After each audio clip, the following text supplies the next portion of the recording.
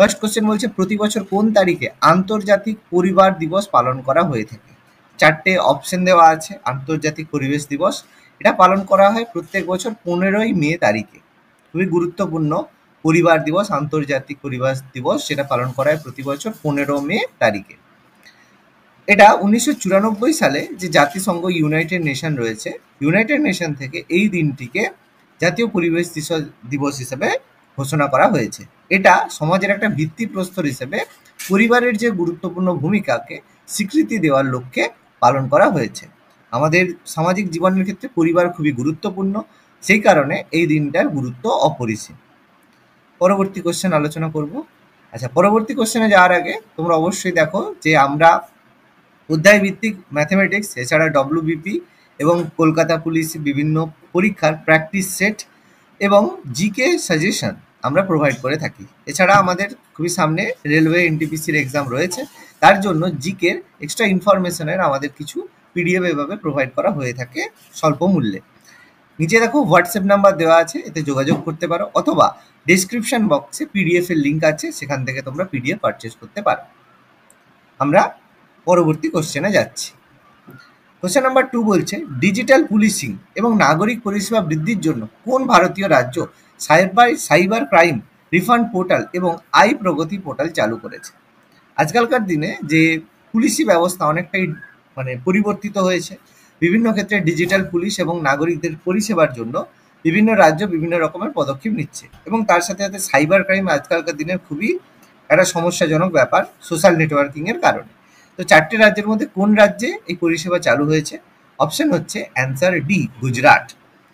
গুজরাটের আমরা মুখ্যমন্ত্রী জানি, প্রেজেন্ট মুখ্যমন্ত্রী রয়েছে ভূপেন্দ্র প্যাটেল। তিনি দুটি নতুন পোর্টাল চালু করেছেন গুজরাট ডিজিটাল গভর্নেন্সের আন্ডারে। এর ফলে যেগুলো আইন প্রয়োগকারী সংস্থা রয়েছে সেগুলোকে শক্তিশালী করার জন্য একটা গুরুত্বপূর্ণ পদক্ষেপ রয়েছে। এটা গুজরাট সরকারের একটা অভিনব পদক্ষেপ, যেটা গুজরাটের যে গভর্নেন্সকে একটা নতুন দিক প্রদান করবে বলে আমরা মনে করছি। পরবর্তী কোশ্চেন, ভারতীয় অ্যাথলেটিক্সে অবদানের স্বীকৃতি স্বরূপ কাকে টেরিটোরিয়াল আর্মিতে সম্মানসূচক লেফটেন্যান্ট কর্নেলের মর্যাদা দেওয়া হয়েছিল? এবার এটা খুবই একটা গুরুত্বপূর্ণ কোশ্চেন, ঠিক আছে। এর আগেও একজনকে ভারতের টেরিটোরিয়াল আর্মিতে লেফটেন্যান্ট কর্নেলের পদ দেওয়া হয়েছে। কেউ যদি জেনে থাকো অবশ্যই কমেন্টে জানাতে পারো, ঠিক আছে। এবার একটা হিন্ট দিয়ে রাখছি যে তিনি ভারতীয় ক্রিকেটের সব থেকে গুরুত্বপূর্ণ ক্যাপ্টেন কুল তাকে বলা হয়ে থাকে। তিনিও এই টেরিটোরিয়াল আর্মিতে লেফটেন্যান্ট কর্নেল পদে রয়েছে। এই টেরিটোরিয়াল আর্মি হচ্ছে সেই আর্মি যেটা আমাদের ইন্ডিয়ান আর্মি যদি যুদ্ধে ব্যস্ত থাকে তখন এই টেরিটোরিয়াল আর্মিকে সাহায্যের জন্য নিয়ে আসা হয়ে থাকে। অর্থাৎ যদি কখনো ভারত পাকিস্তান বা ভারত চীনের মধ্যে যুদ্ধ হয় এবং ভারতের সমস্ত আর্মি যদি ব্যস্ত থাকে তখনই শুধুমাত্র টেরিটোরিয়াল আর্মিকে নিয়ে আসা হবে। অর্থাৎ যদি সেরকম কোনো সিচুয়েশন আসে তখন নীরজ চোপড়া অথবা ভারতের ক্যাপ্টেন কুলকে সেই জায়গাতে দেখা যেতে পারে। এই ক্যাপ্টেন কুলকে তোমরা অবশ্যই কমেন্টে জানাতে পারো। তাহলে এখানে অ্যান্সার কে হচ্ছে? অ্যান্সার হচ্ছে আমাদের গুরুত্বপূর্ণ অ্যাথলেট নীরজ চোপড়া, যার খবর আমরা প্রত্যেকেই জানি। তো টোকিও অলিম্পিক 2020-তে তিনি স্বর্ণ বা গোল্ড পেয়েছেন।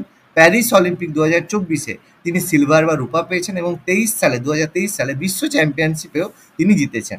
অর্থাৎ নীরজ চোপড়া বর্তমানে ভারতের জাতীয় গর্বের একটা প্রতীক রয়েছে। তো তাকে এই গুরুত্বপূর্ণ পদ দেওয়ার জন্য নিজেদের গর্বিত মনে করছি।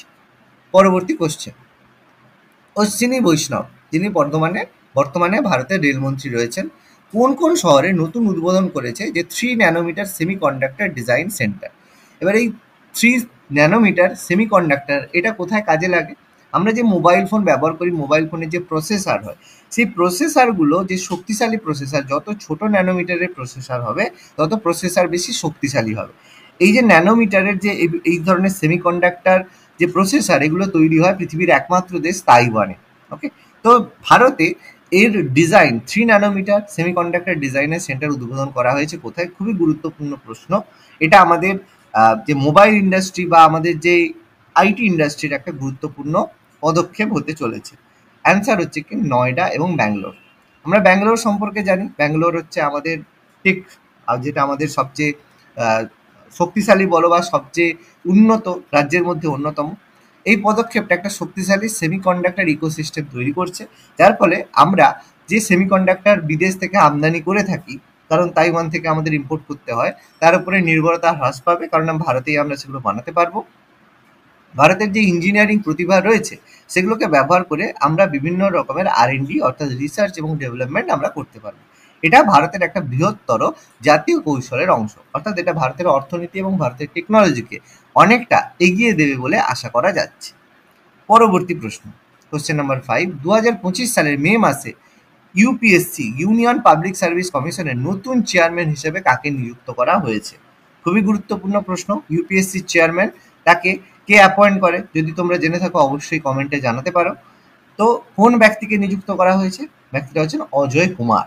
ঠিক আছে, খুবই গুরুত্বপূর্ণ। অপশন বি, প্রীতি সুদান, যে তিনি এর আগে ছিলেন ইউপিএসসি চেয়ারম্যান। তো 1985 সালে ব্যাচে কেরল ক্যাডারের আইপিএস অফিসার, এবং তিনি কিন্তু আগে ভারতের প্রাক্তন প্রতিরক্ষা সচিব ছিলেন। তো তাকে ইউপিএসসি চেয়ারম্যান হিসেবে নিযুক্ত করা হয়েছে। 2025 সালের এপ্রিল মাসে প্রীতি সুদানের মেয়াদ শেষ হয়েছে। এর ফলে ভারতের যে রাষ্ট্রপতি শ্রীমতী দ্রৌপদী মুর্মু, তিনি তাকে নিয়োগ করার অনুমতি দিয়েছেন। অর্থাৎ এটা মনে রাখবে যে ইউপিএসসি চেয়ারম্যানকে কিন্তু সবসময় ভারতের রাষ্ট্রপতি অ্যাপয়েন্ট বা নিযুক্ত করে থাকে। খুবই গুরুত্বপূর্ণ একটা কোশ্চেন, সামনের এনটিপিসি এক্সামের জন্য এটা খুবই গুরুত্বপূর্ণ। পরবর্তী কোশ্চেন, কোশ্চেন নাম্বার 6, ব্রিক্সের chamber of commerce and industry CCI এর চেয়ারম্যান হিসেবে কাকে নিযুক্ত করা হয়েছে? ব্রিক্স খুবই গুরুত্বপূর্ণ একটা অর্থনৈতিক সংগঠন, যেটা আমেরিকার যে ডলারের এগেনস্টে দাঁড়ানোর জন্য পৃথিবীর পরবর্তী যে শক্তিশালী অর্থনৈতিক দেশ তারা মিলে এটা বানিয়েছে। ব্রিক্সের পুরো নাম B for Brazil, R for Russia, I for India, C for China, আর এস ফর সাউথ আফ্রিকা। এই 5টি দেশ, শক্তিশালী অর্থনৈতিক দেশ, তারা মিলিত হয়ে ব্রিক্স গঠন করেছে, এবং ব্রিক্স রিসেন্টলি ডলারের এগেনস্টে একটা ব্রিক্স কারেন্সি ইস্যু করতে চলেছে। তো সেই ব্রিক্সের চেম্বার অফ কমার্স অ্যান্ড ইন্ডাস্ট্রির চেয়ারম্যান হিসেবে কাকে নিযুক্ত করা হয়েছে? খুবই গুরুত্বপূর্ণ একটা প্রশ্ন, সেটা হচ্ছে হরবংশ চাওলা। এই হরবংশ চাওলা হচ্ছে একটা বিশিষ্ট আইনজীবী এবং আন্তর্জাতিক বাণিজ্য বিশেষজ্ঞ। ঠিক আছে, আমাদের যে ইন্টারন্যাশনাল ট্রেড হয়ে থাকে তার একজন খুব বড় বিশেষজ্ঞ হরবংশ চাওলা। তিনি ব্রিক্সের চেম্বার অফ কমার্সের ইন্ডাস্ট্রি সিসিআই এর চেয়ারম্যানের পদ গ্রহণ করেছে। এটা ভারতীয়দের পক্ষে একটা গুরুত্বপূর্ণ খবর। কোশ্চেন নাম্বার 7 বলেছে, আমেরিকার রাষ্ট্রপতি, পৃথিবীর সবচেয়ে শক্তিশালী দেশ আমেরিকা, তার রাষ্ট্রপতি ট্রাম্প 2025 সালে সফরের আগে কোন দেশের সাথে $142 বিলিয়ন অস্ত্র চুক্তি স্বাক্ষর করেছে? সেরকম প্রত্যেক দেশের সাথেই আমেরিকা বলো বা বিভিন্ন দেশ এরকম অস্ত্র চুক্তি স্বাক্ষর করে, অর্থাৎ এই চুক্তির মাধ্যমে একটা দেশ আরেকটা দেশকে সামরিক যে সহায়তা প্রদান করে থাকে বা অস্ত্র বিক্রি করে থাকে। কোন দেশের সাথে? অ্যান্সার হচ্ছে সৌদি আরব। তো মিডল ইস্টের সব থেকে শক্তিশালী দেশের মধ্যে অন্যতম হচ্ছে সৌদি আরব। আমরা জানি মিডল ইস্টে দুটো দেশ রয়েছে, যেই দুটো দেশ হচ্ছে সবচেয়ে শক্তিশালী এবং দুটোর মধ্যে সবসময় কনফ্লিক্ট কাজ করে।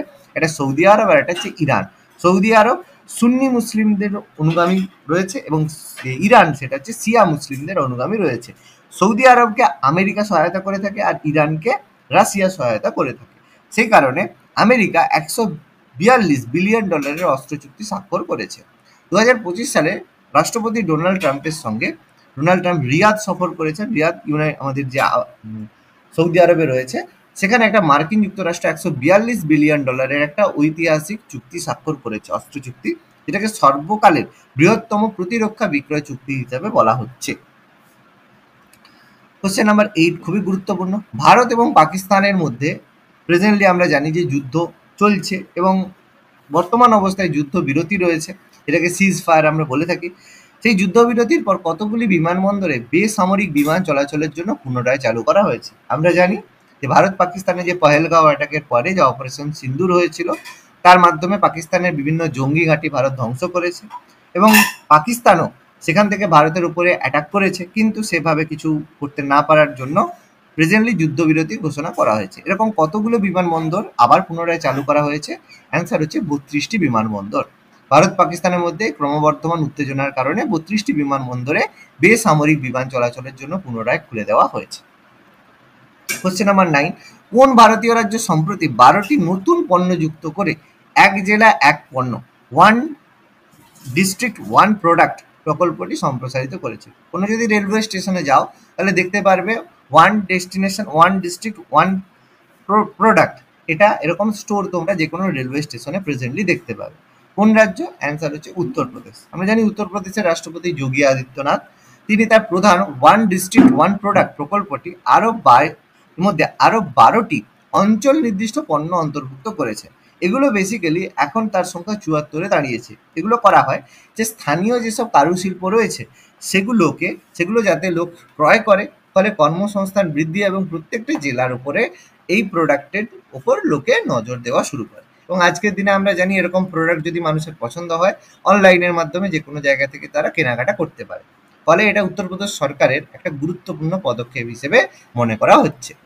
কোশ্চেন নাম্বার 10 বলছে, কোন দেশ বিশ্বের প্রথম দেশ যারা তাদের জাতীয় পর্যটন পরিষেবায় ক্রিপ্টোকারেন্সি পেমেন্টকে একীভূত করেছে? ক্রিপ্টোকারেন্সি পেমেন্ট যেটা রয়েছে সেটা কিছুদিন আগে ফল করার কারণে বর্তমানে বিভিন্ন দেশ এগুলোকে আর অ্যাকসেপ্ট করছে না। তো কোন দেশ প্রথম এটা জাতীয় পর্যটন পরিষেবায় অ্যাকসেপ্ট করছে? সেটা হচ্ছে ভুটান। তো ভুটান বিশ্বব্যাপী প্রথম দেশ যারা এই ক্রিপ্টোকারেন্সি পেমেন্টকে অ্যাকসেপ্ট করছে। ঠিক আছে, এর মাধ্যমে যে কোনো পর্যটক 100টিরও বেশি ক্রিপ্টোকারেন্সি ব্যবহার করে বিভিন্ন জায়গায় পেমেন্ট করতে পারে। কোশ্চেন নাম্বার 11, কোন দেশ তার আর্থিক সংস্কারের জন্য ভারত থেকে $50 মিলিয়ন ট্রেজারি বিল পেয়েছে? অ্যান্সার হচ্ছে আমাদের মালদ্বীপ। কিছুদিন আগে আমরা দেখেছি মালদ্বীপের যে রাষ্ট্রপতি ক্ষমতায় আসার জন্য ইন্ডিয়া আউট ক্যাম্পেইন করেছিল, কিন্তু ভারত প্রতিবারের মতো আবার মালদ্বীপকে সহায়তা করছে। মালদ্বীপের চায়নার সাথে এরকম সম্পর্কের কারণেও তারপরে ভারত আবার সেই সহায়তা মালদ্বীপকে করছে। যাই হোক, এটা ভারতের একটা সংস্কৃতির অংশ। তো ভারত মালদ্বীপকে $50 মিলিয়ন সরকারি ট্রেজারি বিল সহায়তা করছে, যাতে এই দেশটির অর্থনৈতিক সংস্কার হয় এবং দেশের অর্থনীতি উন্নতির দিকে যেতে পারে। যাই হোক, এটা সম্পর্কে বেশি কিছু বলার নেই। কোশ্চেন নাম্বার 12, জলের ঘাটতি মোকাবিলা এবং সেচ উন্নয়ন করার জন্য তাপ্তি বেসিন মেগা রিচার্জ প্রকল্পের কোন রাজ্য মধ্যপ্রদেশের সাথে একটি সমঝোতা স্বাক্ষর করেছে? তাপ্তি নদীর যে বেসিন অঞ্চল, যেটা মানে আমরা দোয়াব অঞ্চল বলে থাকি, সেখানে জলসেচ উন্নত করার জন্য একটা সমঝোতা স্বাক্ষর। এবার তাপ্তি নদী মধ্যপ্রদেশ আর কোন রাজ্যের মধ্য দিয়ে গিয়েছে? তার মধ্যে গুরুত্বপূর্ণ আমরা জানি এটা মহারাষ্ট্রের মধ্য দিয়ে গিয়েছে। তো সেই কারণে অবশ্যই আমাদের অ্যান্সার হবে মহারাষ্ট্র, কারণ তাপ্তি নদী মধ্যপ্রদেশের পরে মহারাষ্ট্রের মধ্য দিয়ে গিয়ে আরব সাগরে পড়েছে, আমরা এটা সম্পর্কে জানি। তো 2025 সালের 10ই মে ভোপাল, যেটা মধ্যপ্রদেশের রাজধানী, সেখানে একটা এই চুক্তি স্বাক্ষর হয়েছে, যার মাধ্যমে বিদর্ভ এবং উত্তর মহারাষ্ট্রের মতো অঞ্চল যেখানে প্রায় জলের ঘাটতি দেখা যায় তারা উপকৃত হবে বলে মনে করা হচ্ছে। 13ই মে জাতীয় আইনি পরিষেবা কর্তৃক যেটা নালসা রয়েছে, ন্যাশনাল যে নির্বাহী চেয়ারম্যান হিসেবে কাকে নিযুক্ত করা হয়েছে? অ্যান্সার হচ্ছে বিচারপতি সূর্যকান্ত।